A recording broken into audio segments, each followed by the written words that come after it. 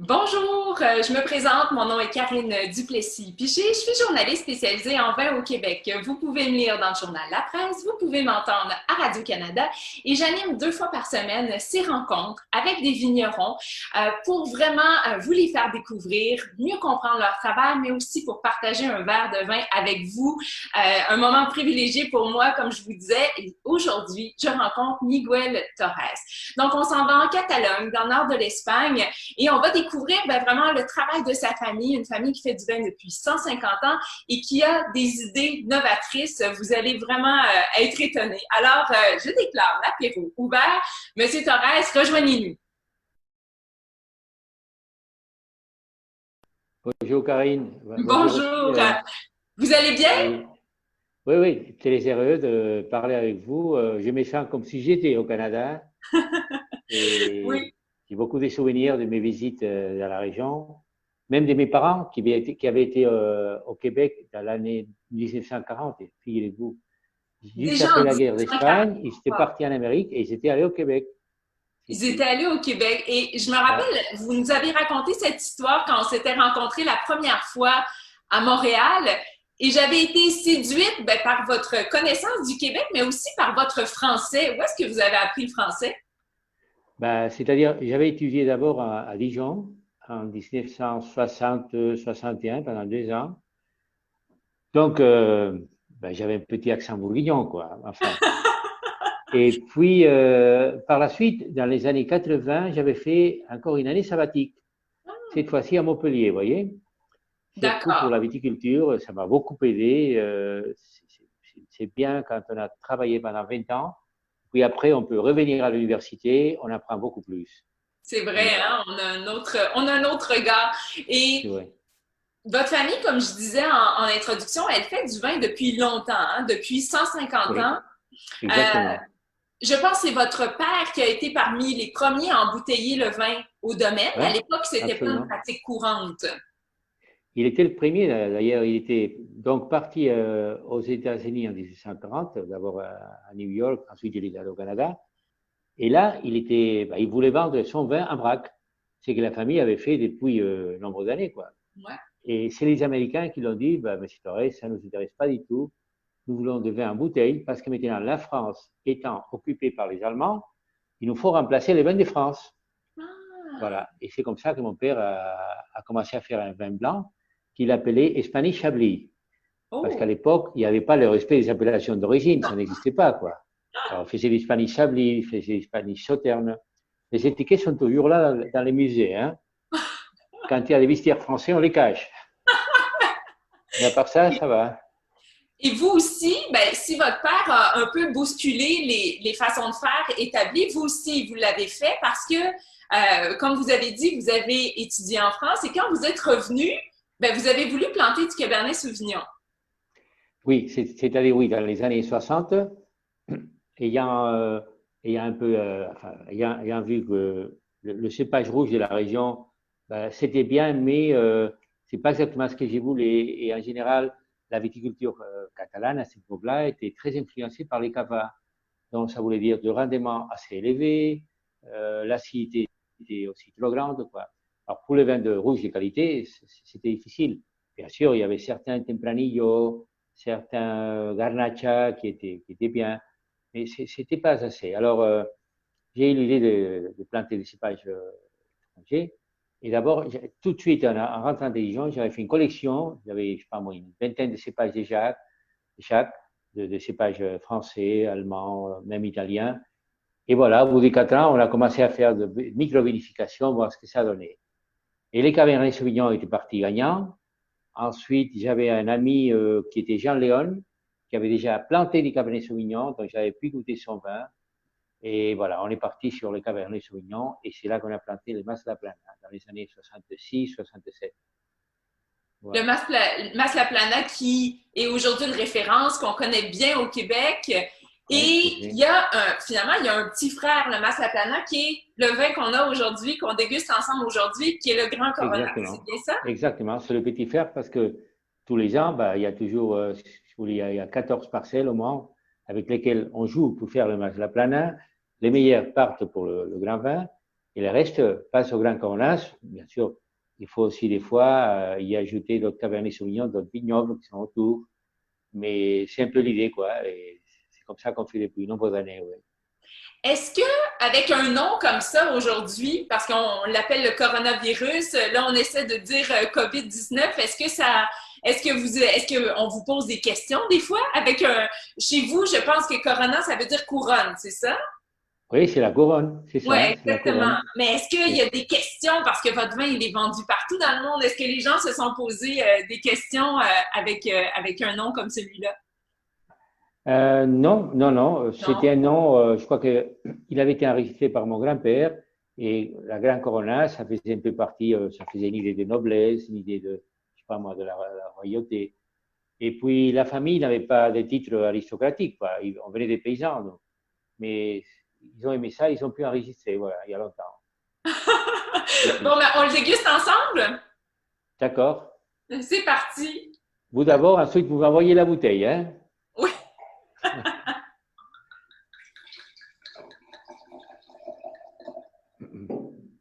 Alors, dans cette bouteille, santé tout d'abord. Santé. Salut! Alors, Allez. qu'est-ce qu'il y a dans cet assemblage? Du Cabernet Sauvignon, bien sûr? Oui, bien sûr, il y a le Cabernet Sauvignon, mais il y a aussi une partie importante, je pense que c'est 30%, ça dépend des années, de Tempranillo. Pourquoi Tempranillo? Parce que, bon, c'est pas qu'il joue le rôle du Merlot, quoi. Et on en a du Merlot. Mais on a trouvé que le Tempranillo, quand même, lui apportait, je sais pas moi, un air des familles, un air local, un air un peu plus espagnol. Et voilà, et puis on est parti avec ça, et on continue. Ouais. D'accord. Est-ce que je me trompe ou chaque semaine, vous dégustez, et je pense même que c'est le mardi, en famille, mais avec les vinificateurs, vous dégustez vos cuvées Ouais. pour savoir, est-ce que Si, ça si, avait lieu si. aujourd'hui? Est-ce que vous avez dégusté aujourd'hui? Exactement. Ce C'est vrai? matin, beurre espagnol, nous avons dégusté. Bien sûr, on n'a pas des masques pour déguster, hein, sinon ce serait difficile. Mais on prend des écarts. On prend quand même 2,50 m D'accord. d'écart. Et puis, on déguste. Et oui, oui, ce matin, on a été pendant 2h30 presque à déguster. Wow! Toute la famille avec, c'est ça, avec les La famille, vinificateurs. avec certains techniciens. Wow! Chaque technicien apporte son vin, ou il propose un assemblage, un coupage, quoi. Et c'est là Wow! qu'on va décider, toujours à l'aveugle. Toujours à l'aveugle, bien sûr. Et puis, c'est très Wow! démocratique parce que tout le monde a un voix. Tout le monde. Tout le monde peut Donc, dire, si, si. Et à la fin, s'il y a, je sais pas moi, 6 dégustateurs, sur le vin qui reçoit le plus de votes, c'est celui qui va être fait, quoi. Des wow! fois, si on arrive à faire à égalité, quoi, alors il faut répéter la dégustation la semaine de suite. On repasse au vote. Ouais. Alors, on va goûter Oui, le 2015, celui qui a gagné le vote. oui. J'aime bien dans ce vin déjà la couleur, avoir la Oui. couleur. On voit c'est un vin qui a déjà presque 5 ans. Il a une robe très jolie, pas trop Je prends foncée pour les cabernets, mais feuille blanche pour voir vraiment bien la oui, couleur. Et c'est vrai très qu'il y a bien. très peu d'évolution Oui. sur notre vin. Wow!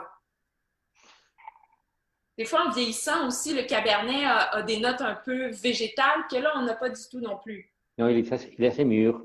Oui, on a Il est vraiment assez un mûr. côté très Il épicé part au vin. plutôt côté fruits rouges, n'est-ce pas? Oui, tout à fait. Cerises. On goûte. Oui.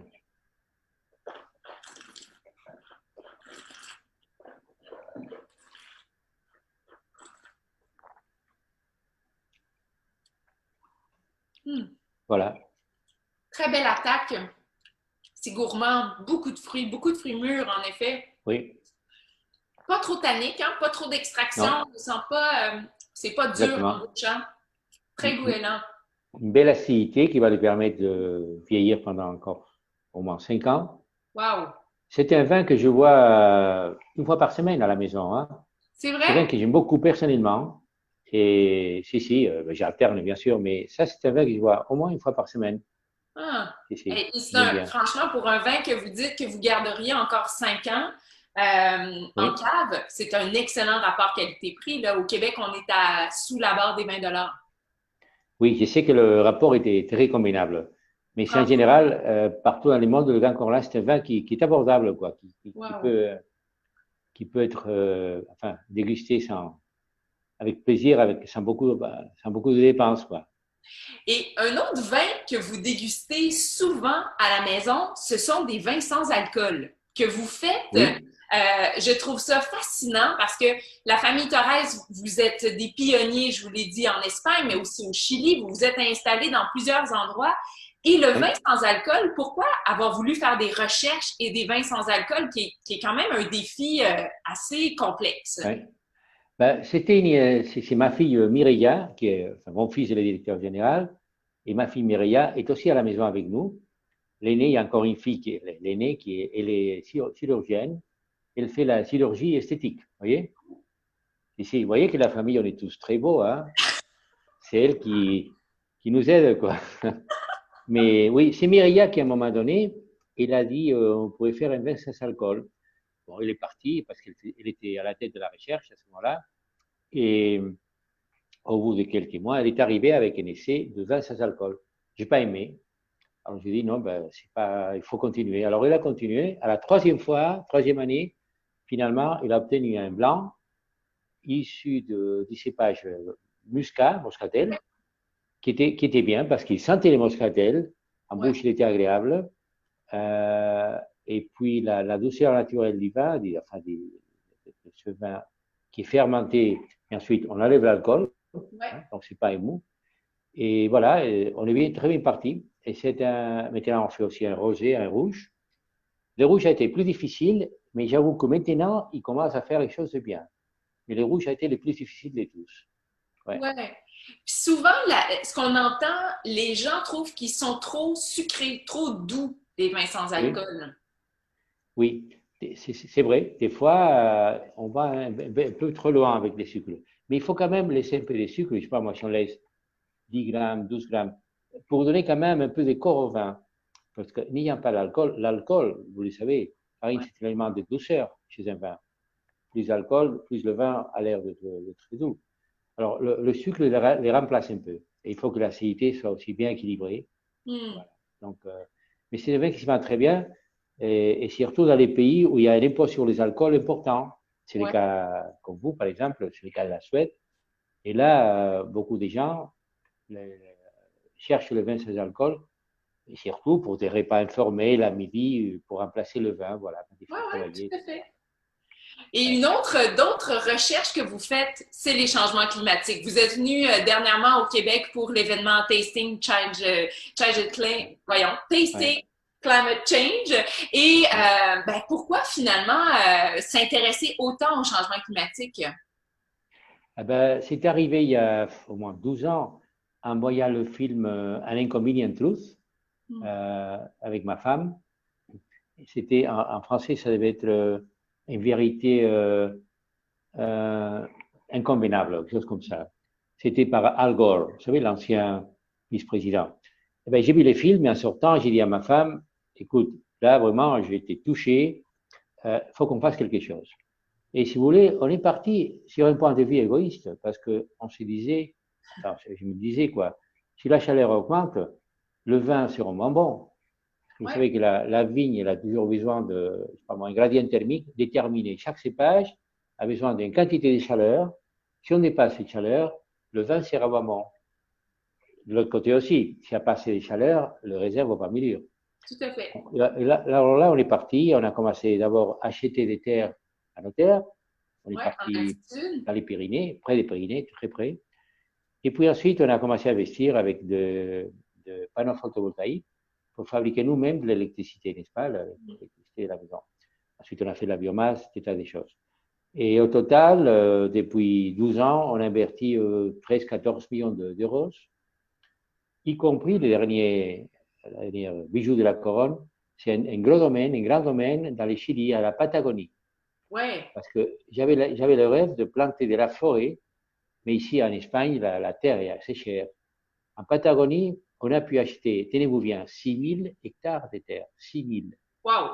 Pour le prix d'un appartement de luxe à Barcelone. Vous voyez? Si, c'était vraiment pas cher. Et on a déjà commencé à planter des arbres. C'est beaucoup trop froid pour la vigne. Mais l'intention, c'est de planter à peu près 200 hectares tous les ans donc de faire 2000 hectares en 10 ans. Et ces arbres, pardon? De planter une forêt. Une forêt, parce que c'est la meilleure façon de réduire les gaz d'effet hivernal. C'est la meilleure façon. Wow. Parce que les arbres, quand ils grandissent, ils vont grandir, ils vont prendre des charbons, voilà. Donc, ça enlève du CO2 de l'atmosphère. Donc, je pense que enfin, c'est tout petit à l'échelle mondiale, mais c'est un peu un exemple de ce qu'on peut faire. Et je souhaite qu'il y ait beaucoup de gens qui veulent nous copier, quoi. Oui, tout à fait. Est-ce que on a parlé dès le départ, on a parlé de votre père justement qui voulait importer en vrac et tout ça. Est-ce que avec les changements climatiques, et c'est Bertrand qui nous pose la question sur les réseaux sociaux, est-ce que avec justement les changements climatiques, le vrac ne redeviendra pas une façon justement de faire, parce que elle n'est pas très lourde, hein, votre bouteille, mais mine de rien, ça fait beaucoup de, ça fait quand même dans le transport, ça augmente les gaz à effet de serre. Alors, est-ce que le vrac deviendra une solution justement au changement climatique? Absolument. Ben, j'en parlais l'autre jour avec la présidente du monopole de la Suède, et j'en ai parlé à d'autres monopoles. Dans les pays où il y a un monopole, surtout, c'est très intéressant d'aborder cette possibilité. Parce que, enfin, pas pour le Grand Coronas peut-être, mais pour le vin de base, le Vignasol, un Coronas, un Sanglier Toro, ce serait possible. Et il y aurait une économie de transport très importante. Donc, le vin en vrac, je ne sais pas si vous pouvez le voir ici. Est-ce que vous pouvez le voir, le petit tableau? Oui, on voit un peu. Oui, oui. Oui. Vous voyez, pour le vrac, si on balisait la bouteille, ça permet de réduire le CO2 à 75 grammes. Une bouteille normale va vous faire 300 grammes, normalement. Donc, ça baisse parce qu'on réutilise la bouteille. Alors, il nous faut des lois. Ici en Europe, à Bruxelles, on leur dit déjà, faites-nous une loi pour standardiser les bouteilles. Il faut que, je ne sais pas moi, la bouteille bordelaise soit la même pour toute l'Europe. On n'a pas besoin de bouteilles spéciales. Pour le vin fancy, des vins très spéciaux, qui ont des écuisons, des trucs, oui, peut-être, pour des petites quantités, des vins de luxe, quoi. Mais pour le vin normal, comme le Grand Coronas, ou d'autres vins, c'est important d'avoir une bouteille standard. Et puis alors, bien sûr, les bouteilles peuvent être ramassées par des entreprises, et on les lave et on peut le remplir. Réutiliser. Exactement. Comme on faisait avant. Comme on faisait avant, c'est vrai. Je m'en souviens, oui, dans les années 60. Ouais. Donc, éventuellement, plus de vrac pour les vins d'entrée de gamme, disons, réutiliser les bouteilles. Et qu'est-ce que vous étudiez d'autre en ce moment sur les changements climatiques? Ah ben, écoutez, moi, ce qui me préoccupe, c'est que on a trop entendu. Il aurait fallu commencer il y a 20 ans. On n'a pas réagi. On n'a pas réagi. Et c'est normal, on en parlait l'autre jour dans une réunion, parce que les virus, maintenant, tout le monde réagit, parce que c'est près de nous. Tout le monde connaît des gens qui sont affectés. Donc, c'est immédiat. Ce n'est pas pour l'avenir, comme le changement climatique. Alors, tout ce qui n'est pas immédiat, tout ce qui n'est pas voisin, n'est-ce pas? En général, les humains, nous avons tendance à laisser, à attendre, quoi. On verra bien. Et là, c'est dommage. Il faudrait agir vite, parce que la grande différence, c'est que les virus, je crois que dans un an, on aura la vaccination, la vacune. Vaccination, on dit, non? Vaccination. Et bon, on pourra donc s'en libérer. Mais le changement climatique, il n'y a pas de solution. Et même dans un an, même dans 10 ans, il n'y aura pas de solution. Et nous, on continue à essayer des choses, quoi. Maintenant, la semaine prochaine, on reçoit une petite machine qui va nous absorber les CO2 de la fermentation pour en faire du méthane. Wow! Oui, nous avons déjà fait un essai l'année passée, ça a marché. Maintenant, la machine va arriver la semaine prochaine. Et bon, on fera une petite quantité, peut-être 2% du total, mais c'est un début. Ces méthanes, alors, devient un biogaz, quoi. Qui va être, si vous voulez, va faire la chaîne circulaire, quoi. Donc, dès qu'il y a une possibilité, nous, on veut bien essayer. On va être toujours un peu leader à ces gens-là.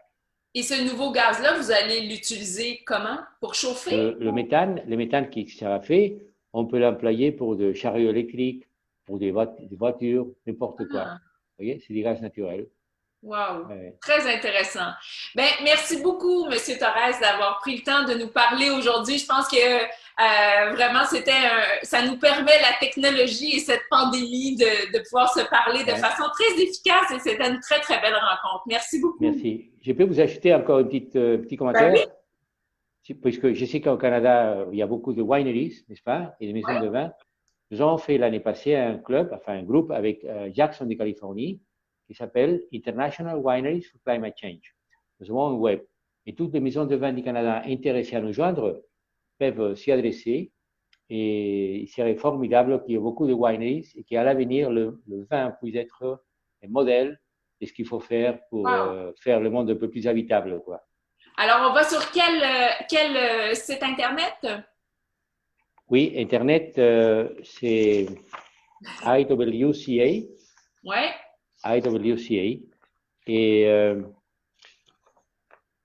le site Internet, c'est exactement, oui, International Wineries for Climate Action. Je crois Parfait. qu'avec ça, on y arrive. Je vais le mettre dans les Oui, commentaires en dessous. Très bien. d'accord. Un Merci immense beaucoup. merci, santé et à très, À très vous. bientôt. Soit en Espagne, soit ici. C'est ça, bien sûr. Salut. Salut.